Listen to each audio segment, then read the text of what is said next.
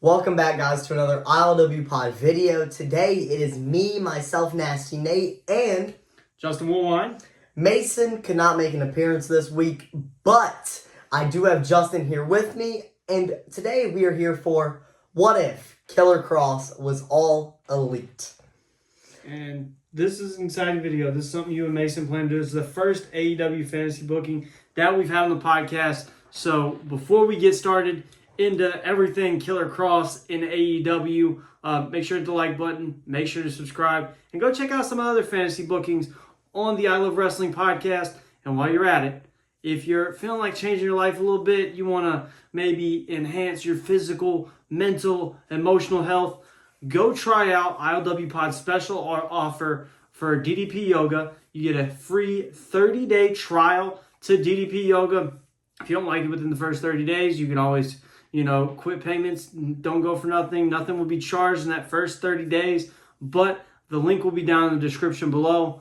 Nasty, go ahead and let us know how we're going to introduce Killer Kross in All Elite Wrestling. Okay, throughout the following weeks, episodes of Collision and Dynamite, vignettes are showed on the screen every once in a while of an hourglass.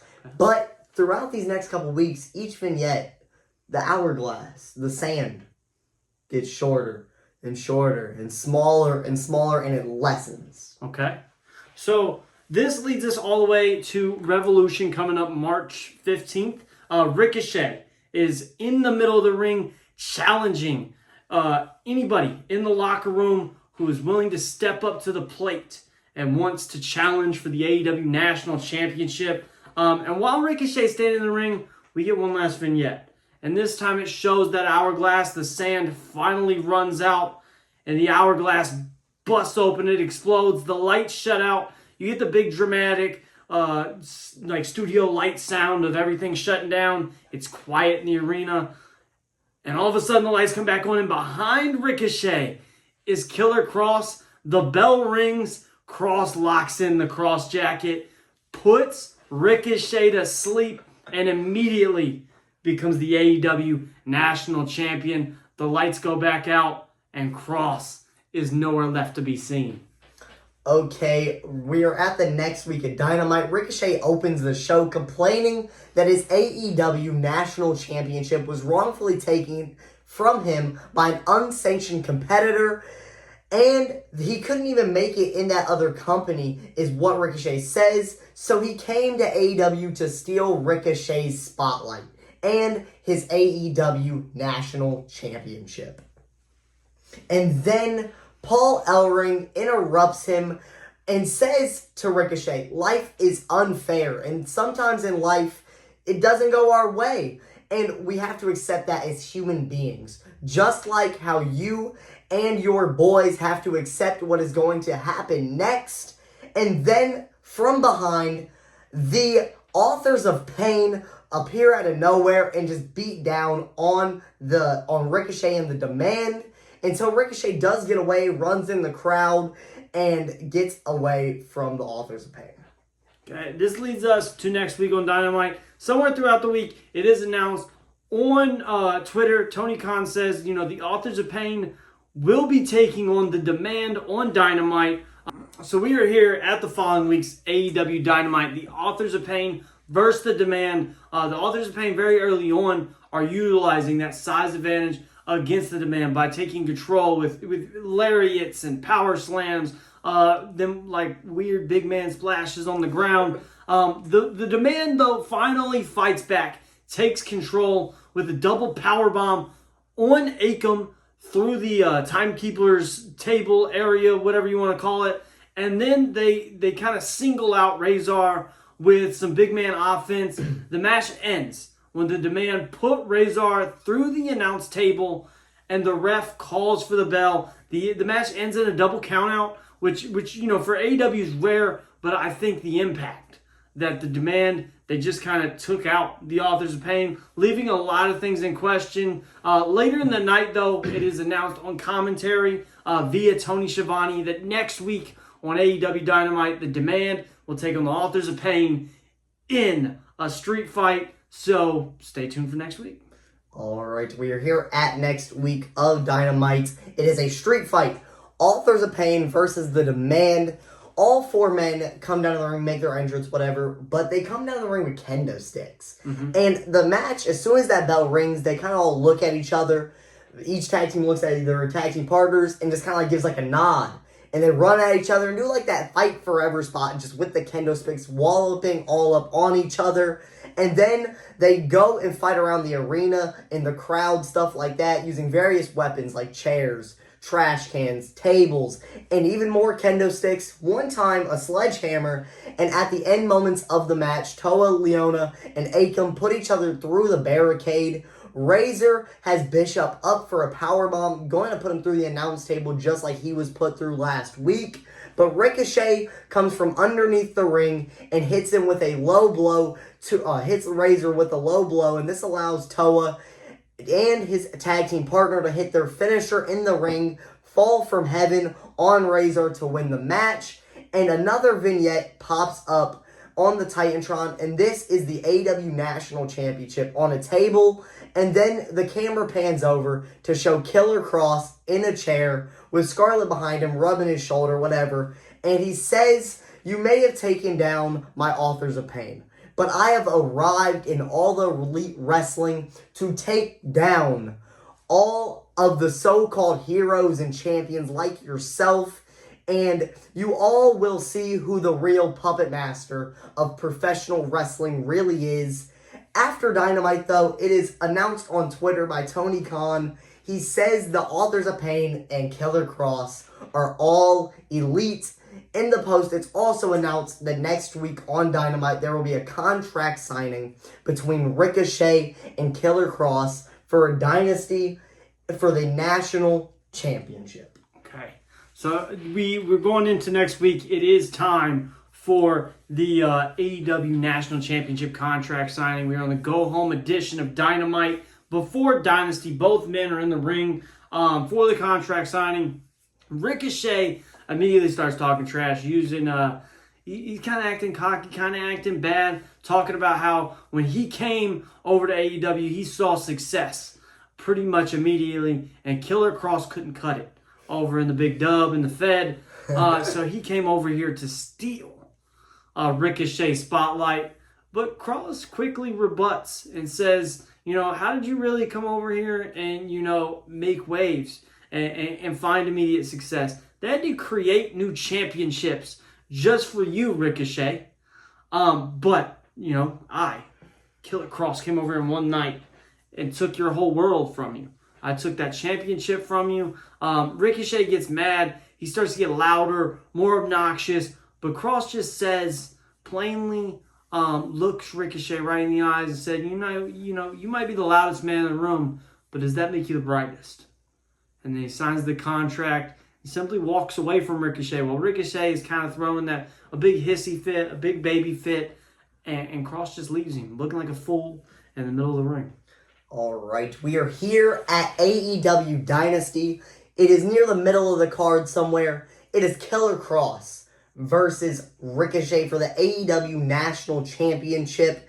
Both men are in the ring when backstage footage is shown of the Authors of Pain and Paul Ellering locking the Demand or the Gates of Agony in the locker room. They throw up the keys, throw them away, and then as soon as Ricochet sees this, he's shocked. He's like, "What do I do? I have nobody to help me." And then Kross hits him with a mean lariat. And then they go and fight, have a great match. Throughout the match, Ricochet uses his high-flying offense against Kross.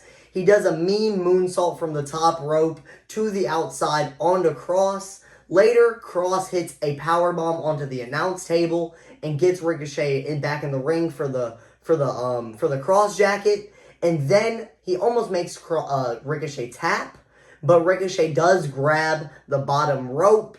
And then at the end moments of the match, Ricochet is up at the top rope for a 630.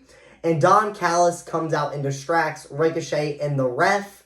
Josh Alexander gets up on the apron, pushes Ricochet off. Killer Kross is able to hit a mean cross hammer, locks in the Kross jacket, puts him to sleep, and retains the AEW National Championship. And to follow this on Dynamite, Kross comes out and announces that he will be holding an AEW National Championship Open Challenge. But the only caveat to this is the only people that are allowed to answer this are the Death Riders, because he is sick and tired of the Death Riders running rampant all over AEW, whether it's on Dynamite, Collision, pay-per-views. He feels like their shenanigans have gone on way too long. And to answer this is Wheeler Yuta. And as soon as the match starts, it is not long before Kross connects with a cross hammer, pins Wheeler Yuta in 5 seconds. It's a 5-second match. Kross absolutely obliterates Wheeler Yuta and retains the AEW National Championship. All right. And the next week, it's the same thing, man. He comes out there, he says he's hosting another open challenge to any member of the Death Riders. And this time, it's Daniel Garcia. But the only difference is Daniel Garcia gets some offense in, actually. Kross goes for the same thing.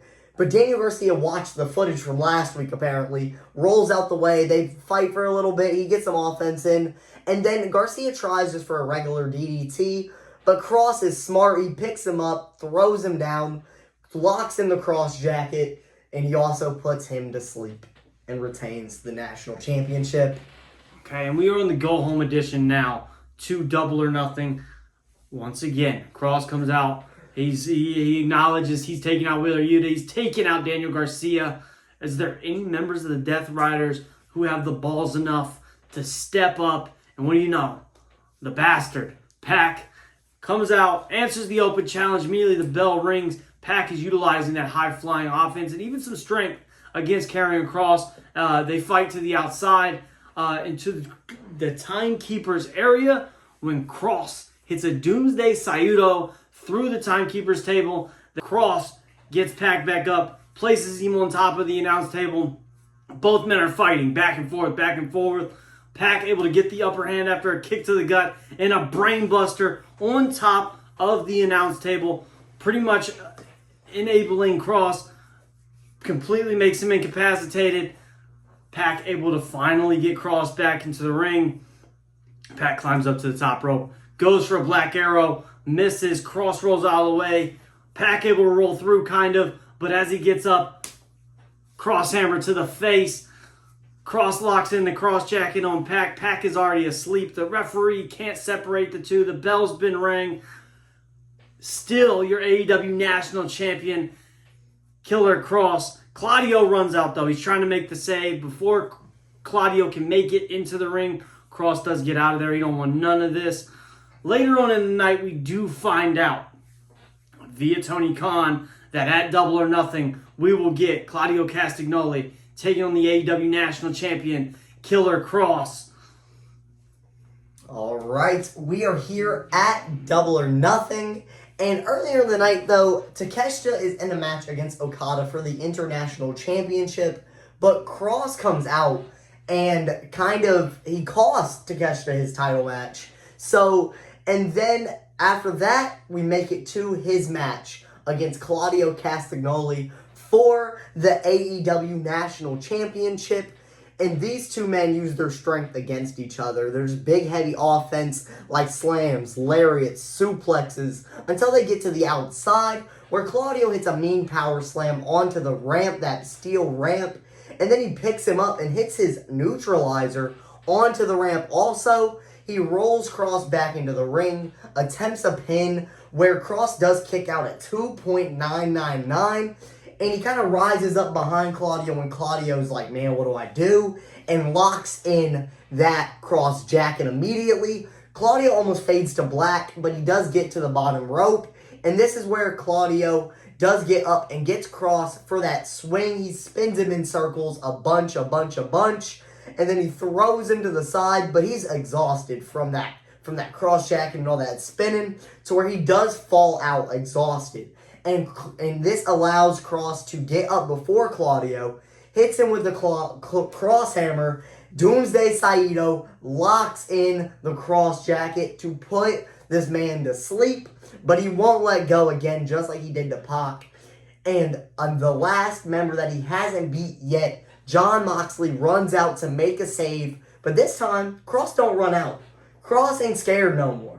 He throws Claudio to the side, stands up, and they get face to face, nose to nose, kind of just staring at each other, but security and referees do end up breaking them two apart. All right, and we are at the Dynamite after Double or Nothing. The show opens with the Don Callis family and Okada talking. Okada's talking specifically to Don Callis, telling him that he could have won the match on his own. He didn't need any assistance, whether it's from the Don Callis family, from Don Callis, let alone Killer Kross. But Callis rebuts and just simply says he wanted to make sure. He wanted to make sure that the championship stayed in the family. And Okada says, why are we relying on Kross when you have us?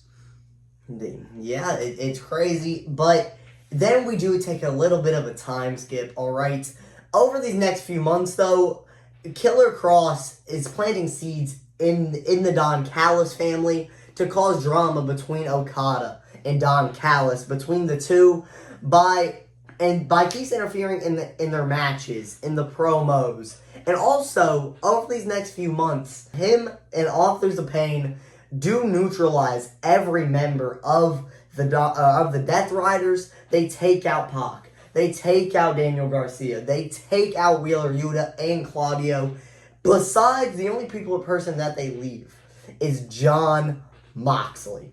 So we're on Dynamite, and over the last couple weeks or so, Kross and the Authors of Pain have inadvertently cost not only Kyle Fletcher the TNT title, but the Don Callis family the Trios titles. So we start this Dynamite with Okada in the middle of the ring expressing his frustration over Kross and the Authors of Pain's shenanigans, challenging him to a title versus title match, the International Championship versus the National Championship, winner take all at All In, but is interrupted, not by Kross, not by the Authors of Pain, but by Jon Moxley, who's also tired of the shenanigans from Authors of Pain, from Kross, and says, you know what, I'm going to do you one better.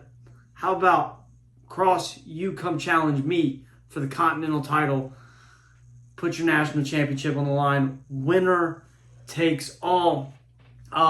This is when Kross comes out. Makes his way to the top of the ramp with Don Callis at his side and graciously accepts both offers. So now at All In, he wants the match to be Killer Kross, the AEW National Champion, versus Jon Moxley, the Continental Champion, versus Kazuchika Okada, the AEW International Champion, for winner takes all. And it is announced next week we will have a contract signing involving all three men.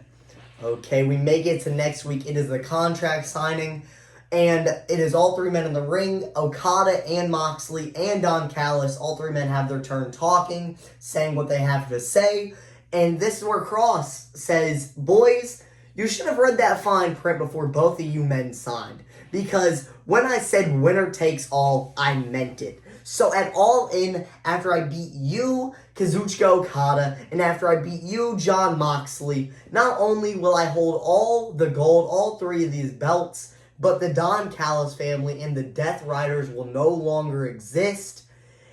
Don Callis and everyone throws a fit while Kross leaves calmly, and he's cackling at that normal cackle that he has to kind of make everybody else mad. Okay, laying insult to injury. Insult to injury. So next week on Dynamite, we get a little pre-tape footage showing the Don Callis going to Tony Khan and trying to get a tag team match set up for Kazuchika Okada and Jon Moxley to take on the Authors of Pain to attempt to put Moxley and Okada on the same page ahead of their matchup against Killer Kross. So we get to, in the middle of Dynamite, the match takes place. It's Okada and Moxley taking on the Authors of Pain. Individually, both Moxley and Okada are holding their own against the Authors of Pain, but they cannot get on the same page ultimately to be able to take those double team maneuvers and to take down the Authors of Pain. So ultimately, the Authors of Pain are able to defeat both Okada and Moxley by pinning Jon Moxley in the middle of the ring. Okay, we are here at the Go Home show for All In, okay? Moxley comes down to the ring, and he calls out Kross, but Okada also comes down to the ring. But he's confused. He's like, I can't find Don Callis. Where is he? And then a footage is shown backstage of Kross holding Don Callis by the head. His mouth's taped. He's tied up with rope. And then the camera also moves to the side. And it shows Scarlett doing the same thing, but to Renee, Jon Moxley's wife. And they are just holding him. And Kross says, me and Scarlett have something that is very precious to both of you. And then says, I will see you two at All In. Okada and Moxley run towards the backstage, but are ambushed by Kross and the Authors of Pain, and they leave them laying there in a bloody mess. Okay. So, ladies and gentlemen, we are here for All In London. A triple threat match. Winner takes all. Continental titles on the line. The AEW National Championship is on the line. The AEW International Championship is on the line. Okada versus Moxley versus Kross. The match starts with Okada and Moxley teaming up on Kross, where it leads to them to the outside of the ring, where they both powerbomb Kross through the announce table, kind of Shield style, getting that in there. And then they both get in the ring. And this is where the action kind of really starts. Okada and Moxley are in the middle of the ring. They kind of get a 10-minute technical masterclass, so to speak, in the middle of the ring, until Okada goes for the Rainmaker and hits it on Moxley. After the Rainmaker, Okada attempts a pinfall, but is pulled out of the ring by Kross, who hits a Doomsday Saito on the outside. Kross then gets inside the ring, but is cut off immediately by Moxley with a vicious stomp. Then Moxley is utilizing some signature offense on Kross. He hits him with the rebound lariat, a cutter, and then as soon as he's about to hit that paradigm shift, this is when Kross reverses and hits the Doomsday Saito and locks in a Kross jacket. But Okada makes the save with the Rainmaker elbow off the top rope. Moxley is able to roll out of the ring. This is where Okada attempts a tombstone pile driver onto Kross, but is reversed into not an F5, but an F10. And this is where Kross then attempts the pin on Okada, but Okada is able to kick out. Kross now desperate. He's tried everything. Goes to the outside, goes to the timekeeper's area, grabs a chair, but as soon as he's turned down, he is cut off by Jon Moxley, who connects with that Continental Championship to the side of Kross's face. Moxley goes in the ring and is going to attempt to hit Okada with the title as well, but Okada ducks, hits the Rainmaker, attempts the pin, but Moxley is able to kick out. Okada now in disbelief is calling for Don Callis. Don Callis makes his little ugly smug ass down to the ring with the screwdriver in hand. Gives the screwdriver to Okada, who then viciously is stabbing Moxley in the skull with this screwdriver. Moxley is now a crimson mess. Okada picks Moxley up, hits the Rainmaker, goes for the pin at the last second. Okada thinks he's got this one, but Don Callis pulls the referee out of the ring. Kross then, while Okada is shook in absolute disbelief, connects with the Kross hammer, locks in the Kross jacket, and what do you know? Okada taps out, and the Death Riders are no more. The Don Callis family is no more. Standing in the middle of the ring, your AEW National, International, and Continental Champion is Killer Kross, Kross holding his national champion in the ring. Scarlett holding the Continental title high above her head. And Don Callis holding the International Championship high above his head. Okay, and we are here at the Dynamite post, All In, a crazy night of action, what we've seen. And it's Kross in the ring, and there is a trash can in front of him. He throws the Continental and the International Championship in it. Scarlett, with some lighter fluid, lights it. It goes up in flames. And then he says, Don, there's no way any of this could have been done without you. Together, we have ended the Death Riders and got rid of all them leeches that were attached to you. But there is still one final piece in this puzzle that has not been solved. And Don Callis looks at Kross and he's confused. He's like, what do you mean? Scarlet pulls a huge hourglass from behind her. The sand runs fully out. And then Kross grabs Don Callis up and locks in that Kross jacket, puts him to sleep, kicks him out of the ring, and he holds the national championship up one more time. Hey, ladies and gentlemen, that was our fantasy booking of how Killer Kross should become all elite. And I know there's a few loose ends to tie up. So for the international championship and the continental title, they no longer exist.